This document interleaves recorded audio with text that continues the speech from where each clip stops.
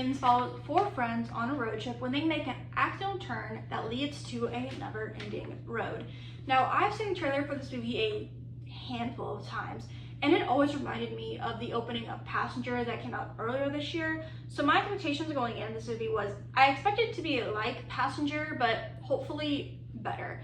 And what I will say is I think this movie is fine. It definitely feels undercooked for like the whole story what they're going for, but it's fine. It's definitely gonna have its audience, I will say. So with that being said, this also does remind me again of the opening of Passenger, plus if they took a concept of another movie that I believe came out last year, but that gets more into spoiler type. But when you get there, comment down below if you agree with that assessment. So going into the pros for It Ends, this has some very solid acting performances from the 4 main leads. I really liked how they showed the dynamics of the situation and how they're each dealing with the situation in little different ways. I think this movie is shot well, and I do like the use of the setting. I also do think they do a good job at not only showing the horror of the situation that they're in a good way, but also they explain things that people would like poke logic holes at in a way that makes sense. One thing, the phone. Another thing, hunger. Another, the car. Not in a way that they're just saying it out loud randomly. They're finding out on screen a way that makes sense. But that's all I really do have for the pros. Going into my mix section. Adding me here, I also want to mention in the mixed section, this is very dialogue heavy, with some lines being very cringy. I found myself being annoyed with one character in the very beginning of the movie that got annoying less as time went on, and I was actually kind of glad that he was one of the first to have something done to, I'll say. First off, pace. Everything I said in my pros is going to work better when you're watching it in theaters versus at home, because the pace of the movie feels longer than it is. So you can feel what they're going through on screen with time going by so long.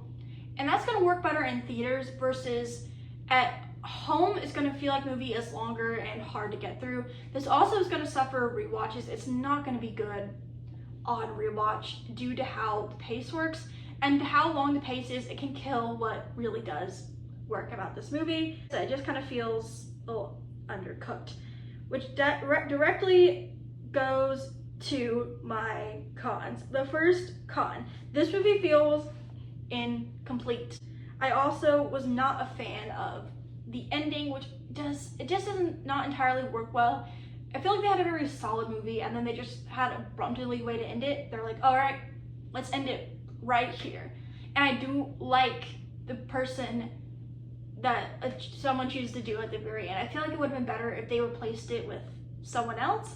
They also do a thing with name cards, and why I don't like it is because it reveals something before it is shown on screen. So it kind of takes away some of the things you're expecting on screen. The first time I was like, okay, what are they doing? But every time after that, you know what's coming up beforehand, so it kind of like takes away some of it. I don't know if it's meant to like build dread to what you know is coming, but it just kind of gives it away. So if that's what they're going for, it doesn't entirely work. But that is it for the spoiler-free section. So if you don't want to hear any spoilers, you can skip ahead to final thoughts. Spoilers. There's not a lot to spoil this time around. This movie, again, because I feel like I would have said it in more spoiler-free section, but it feels like more spoilery. It reminds me of the opening of Passenger, and plus the long walk without the police. And that is a good way to describe the movie. There is a lot of metaphors when it comes to dealing with death, which is kind of what I got from this movie. And it can work in its favor. Well, if the pacing wasn't going to be an issue in the future, but I do like how they show the dynamics between dealing with that. You have the one friend in the front desperately searching for an answer. Now, I don't know if he meant it's funny, but everyone in my theater, mind you, this was like a full theater. When it got to the end, when he was staring at the signs, and I cannot remember the exact word on the sign, but it was something like "it ends" or "road ending," everyone in my theater, including me, was busting laughing because that moment was so funny to everybody. I also don't like that he just picked up that guy on the side of the road, which, again, why don't you pick up your friends that you left earlier? Wouldn't that be a stronger ending? I don't really entirely mind the ending of the road ending right there and having that character finally realize the horror of the situation, what they're going for, but it was funny, and there was some fun moments in this movie, but everyone kind of laughed in the moments that weren't funny in my theater, so that is something that I didn't entirely put there for that reason. The woods. When it comes to the woods, I think they had the vibe of the woods and the road I really like. And I do like that one dialogue, and this is such a thing that I just think of when I think of this movie. When one of the characters is at the window saying how he used to like rides and like this view, and I'm like, you know what? When you're in that horror situation and you have to keep driving like that, I can get that. Also, constantly being surrounded by your friends and having that alone time, very real with that situation. But we don't actually see what happens to them after they leave. And I feel it's very undercooked with everything. You see the first part of the road where everyone got out and why they're trying to rush towards the car.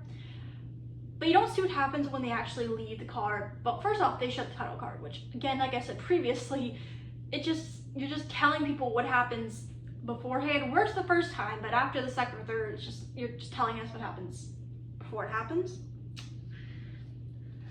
I don't know. This is just very undercooked, and that's just a good way to describe it.